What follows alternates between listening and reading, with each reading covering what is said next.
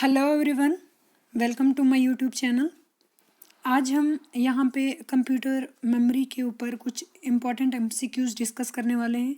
इसके अलावा भी मैंने इसमें कुछ इम्पॉर्टेंट एमसीक्यूज़ ऐड किए हुए हैं, तो आप वीडियो को एंड तक देखिए। क्वेश्चन नंबर फर्स्ट है हमारे पास, hard disk drive is use to store. First option है volatile data, second is non volatile data, third is permanent data, fourth is temporary data and fifth is intermediate data.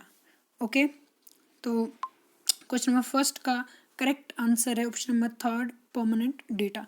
जो hard disk drive होती है, आपको पता है एक secondary storage device है, वो हमेशा एक परमानेंट डेटा को स्टोर करके रखती है। ओके, और आपको पता होना चाहिए जो हार्ड डिस्क ड्राइव है उसमें जो स्टोरेज कैपेसिटी होती है, उसका जो साइज़ होता है वो ज़्यादा होता है, और जो कैपेसिटी भी होती है उसकी स्टोरेज की वो ज़्यादा होती है। ओके, तो ये परमानेंट डेटा को स्टोर करती है। क्वेश्चन नंबर सेकंड है हमारे पास, hard disk devices are considered dash dash storage. First option है आपके पास फ्लैश, सेकंड ऑप्शन है आपके पास temporary, third is worthless, fourth is non volatile and fifth is non permanent. Okay, तो क्वेश्चन सेम ही पूछ रहा है, बस क्वेश्चन सेम है बट पूछने का जो उसका पैटर्न है, अंदाज है, वो थोड़ा अलग है। तो हार्ड डिस्क ड्राइव जो है कौन सी स्टोरेज स्टोर करती है, क्या वो फ्लैश, ऑप्शन फर्स्ट है flash, second is temporary, third is worthless, fourth is non volatile and fifth is non permanent. Okay, तो करेक्ट आंसर क्या है इसका, option number fourth, non volatile. Non volatile ही होता है परमानेंट डेटा। ओके, सेम बात है, नॉन वोलेटाइल का मतलब होता है कि जब भी पावर स्विच ऑफ हो भी जाए लेकिन जो कंटेंट उसके अंदर होगा वो मेंटेन होगा। ओके, वो उस डेटा को कंटेन करके रखेगी, मतलब वो डेटा इसमें इरेज नहीं होगा। ओके, होल्ड करके वो डेटा रखा जाएगा। तो second option, sorry, question number second का correct answer is non volatile. जो हार्ड डिस्क ड्राइव होती है उनको नॉन वोलेटाइल स्टोरेज कंसिडर किया जाता है। ओके, क्वेश्चन नंबर थर्ड है हमारे पास, question number third is floppy disk, floppy disk are organized as. First option is files, second is heads and folders, third is tracks and sectors, fourth is all of these and fifth is none of the above. Okay, I hope आपको पता होगा जो floppy disk है उसको organise किया जाता है tracks and sectors में, तो option number third is correct answer. Question number fourth पे चलते हैं। क्वेश्चन नंबर फोर्थ बता रहा है, the capacity of 3.5 inch floppy disk is. जो फ्लॉपी डिस्क 3.5 इंच की होती है उसकी कैपेसिटी आपको बतानी है कितनी होती है। ऑप्शन नंबर फर्स्ट है आपके पास, option number first is 1.40 MB, second is 1.44 GB, third is 1.40 GB, fourth is 1.45 MB and fifth is 1.44 MB। Okay, तो आई होप आपको पता होगा कि जो कैपेसिटी होती है हमारे पास फ्लॉपी डिस्क 3.5 इंचज़ की, वो होती है 1.44 MB। ओके, बहुत इंपॉर्टेंट क्वेश्चन है। इसके अलावा भी मैं आपको बता देती हूँ, हमारे पास जो फ्लॉपी डिस्क 5.25 इंच की जो होती है इसकी कैपेसिटी होती है 1.2 MB। बहुत इंपॉर्टेंट क्वेश्चन है। फ्लॉपी डिस्क 5.25 इंचज़ की जो हमारे पास फ्लॉपी डिस्क होती है इसकी कैपेसिटी 1.25 MB होती है। इसके अलावा जो हमारे पास फ्लॉपी डिस्क 8 इंच की होती है, 8 इंच की, उसकी कैपेसिटी होती है 880 KB टू 242 KB। ओके, इसकी रेंज होती है 80 KB से लेकर 242 KB तक, 8 इंच की जो हमारे पास फ्लॉपी डिस्क होती है।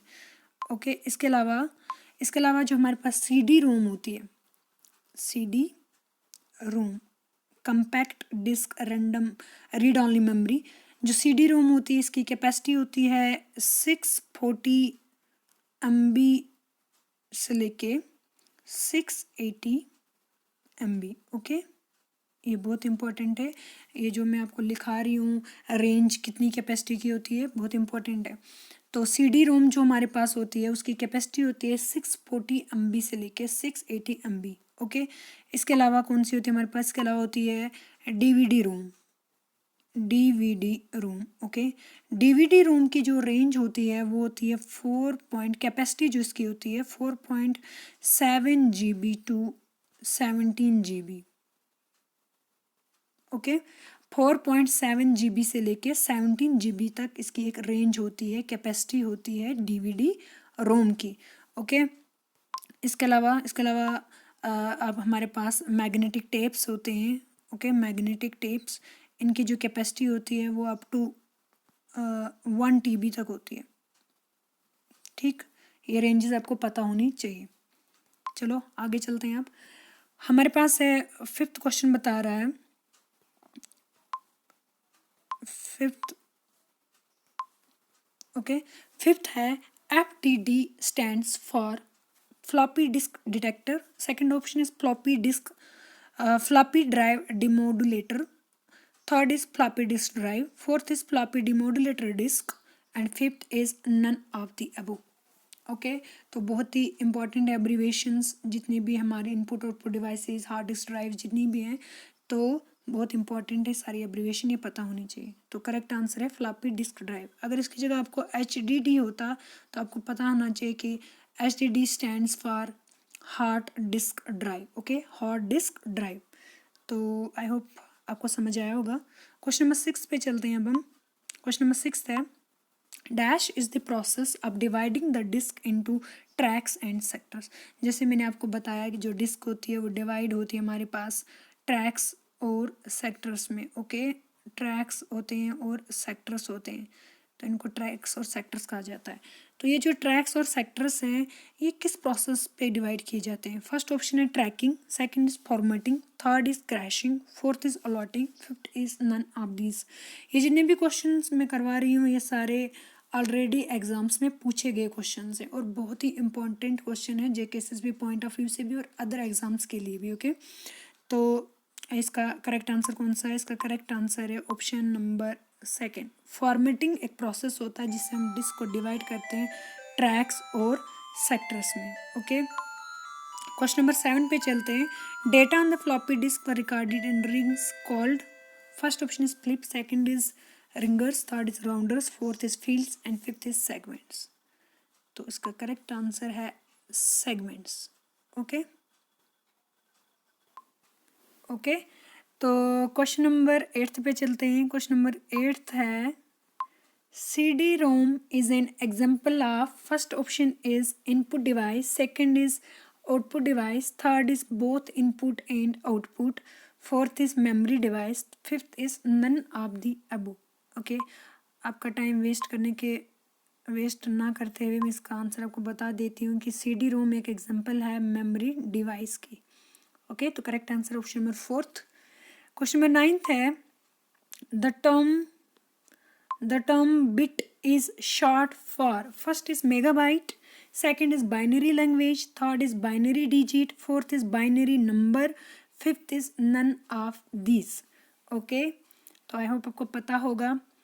इसके बाद मैं आपको एक चार्ट बताऊंगी, वो चार्ट आपको याद रखना है। जितने भी क्वेश्चंस बिट के ऊपर, जितने भी जो मेमोरी मेजरमेंट के जो यूनिट्स हैं उनके ऊपर जितने भी क्वेश्चन आएंगे उनका आप सही आंसर दे पाएंगे, लेकिन ये वीडियो ख़त्म होने के बाद वो चार्ट मैं आपको बताऊंगी। तो क्वेश्चन नंबर 9 का करेक्ट आंसर है binary digit.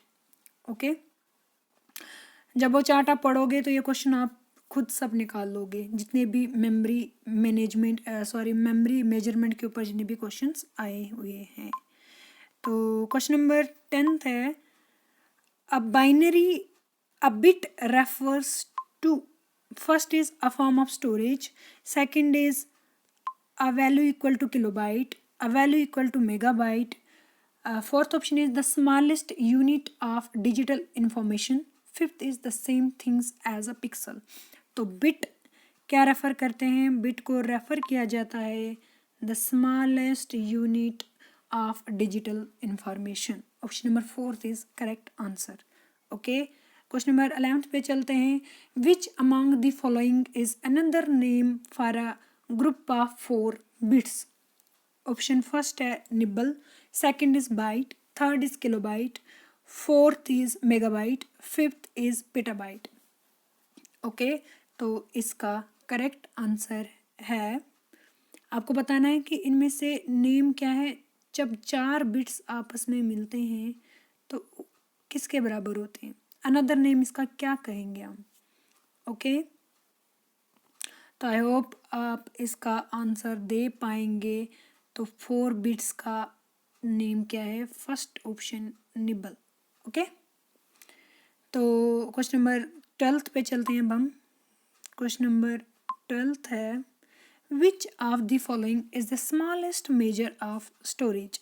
First is terabyte, second is gigabyte, third is kilobyte, fourth is megabyte and fifth is byte। तो स्मॉलेस्ट मेजर ऑफ स्टोरेज इनमें से जो है, ओके, इन ऑप्शन में से इसका करेक्ट आंसर है fifth byte. Okay, question number 13 पे चलते हैं। क्वेश्चन नंबर 13 बता रहा है, a byte can represent any number between 0 and dash. First is 2, second is 255, third is 256, fourth is 1024।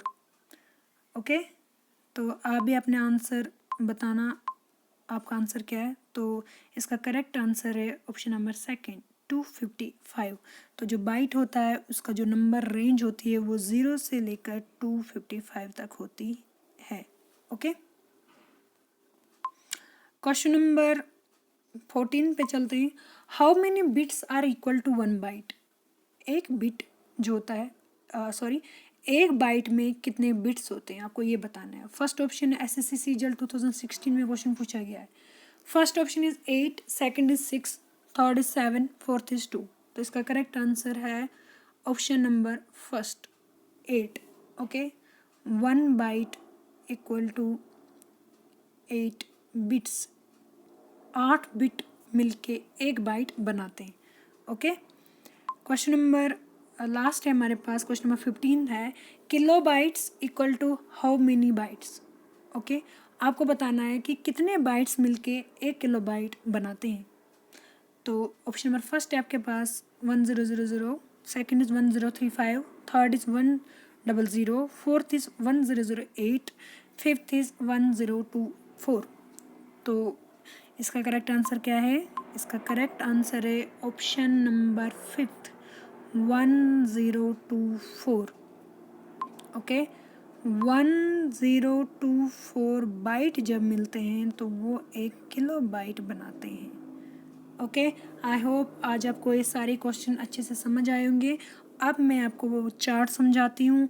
वो चार्ट जब आपको अच्छे से वो प्रिपेयर कर लोगे, उसके बाहर जितने भी क्वेश्चन मेमोरी मैनेजमेंट के यूनिट्स जैसे बाइट है, बिट का कंसेप्ट है, निबल का कंसेप्ट है, मेगा बाइट, टेरा बाइट, पेटा बाइट, वो चार्ट जब याद कर लोगे आप इस तरह के क्वेश्चन सारे कर पाओगे। ओके, तो चलो मैं आपको वो चार्ट समझा देती हूँ। चलो, सबसे पहले आपको पता होना चाहिए कि 1 बिट, ओके, 1 बिट किसके बराबर होता है। 1 बिट का मतलब सबसे पहले आपको पता होना चाहिए कि 1 बिट का मतलब क्या होता है।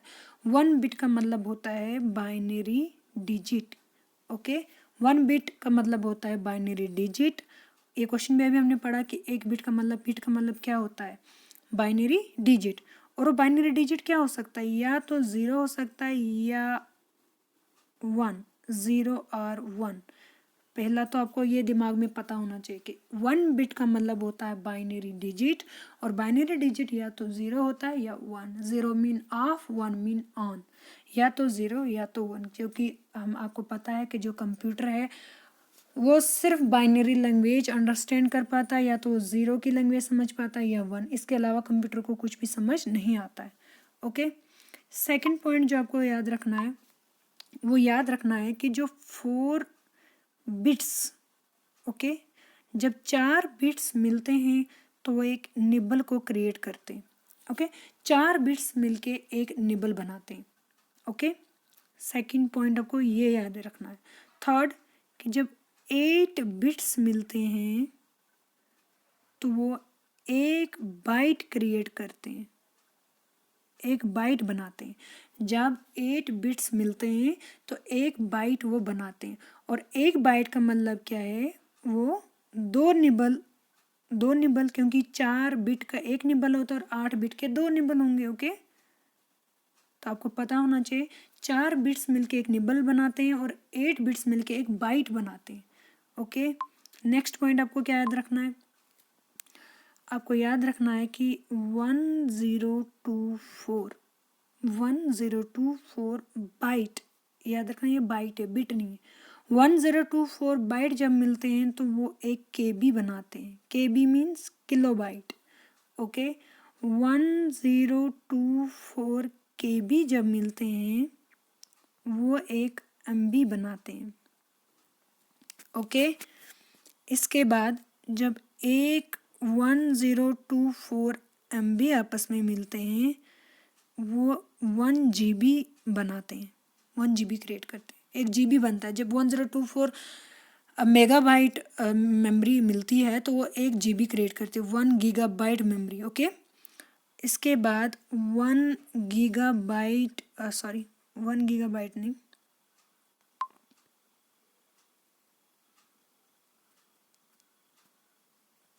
1 गीगाबाइट नहीं,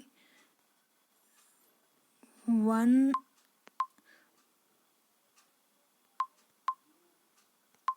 ओके 1 सॉरी लिखने नहीं आ रहा,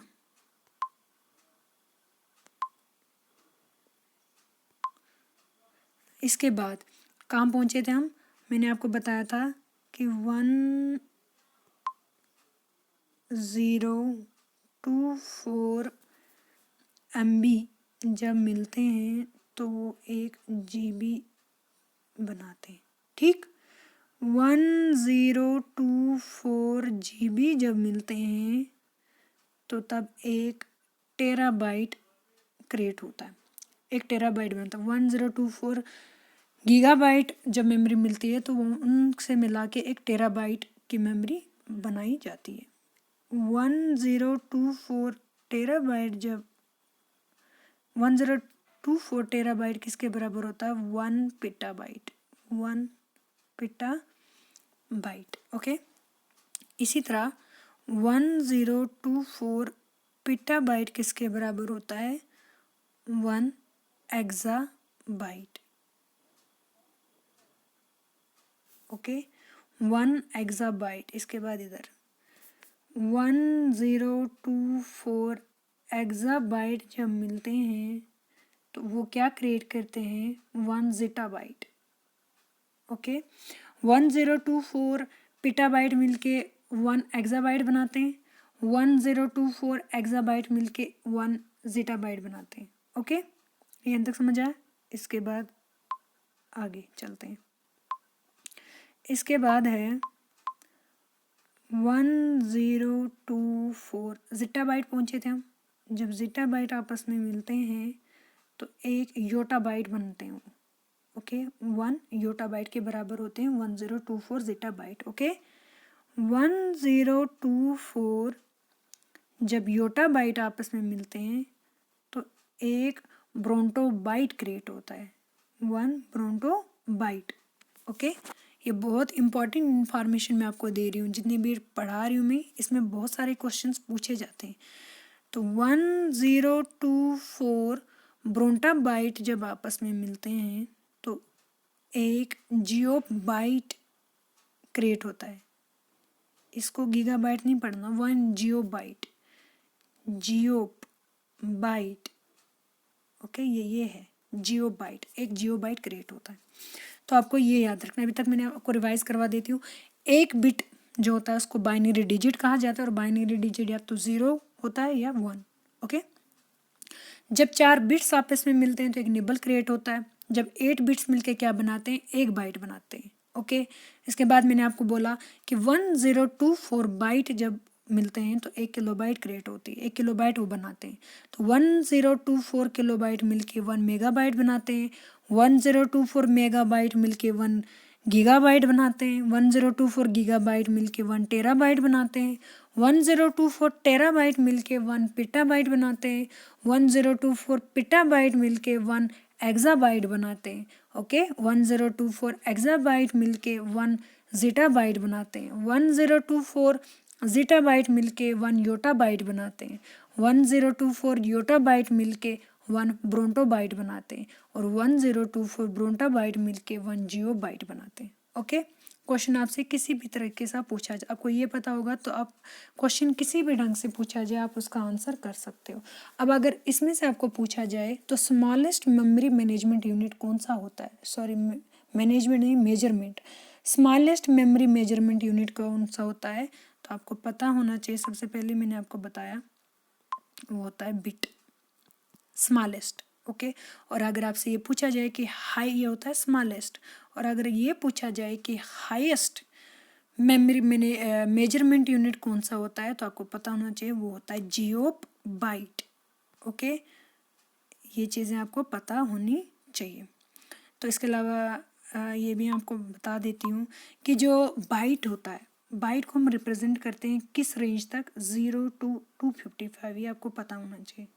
ओके, 0 to 255 इसको रेंज होती है, इसको रिप्रेजेंट किया जाता है 256 डिस्टिंक्ट वैल्यू से हम बाइट को रिप्रेजेंट कर सकते हैं। 256, तो 0 से लेकर 255 जो हो जाओगे तो 256 डिस्टिंक्ट वैल्यूज़ ही आते हैं, या हम इसको कह सकते हैं 2⁸8। ये आपको चीज़ें पता होनी चाहिए। ओके, आई होप आपको ये सब समझ आया होगा। अगर फिर भी इसके अलावा कोई भी कन्फ्यूजन होगी तो आप कमेंट सेक्शन में मुझे कमेंट कीजिएगा, उसका रिप्लाई मैं आपको दे दूँगी। Okay, bye, take care.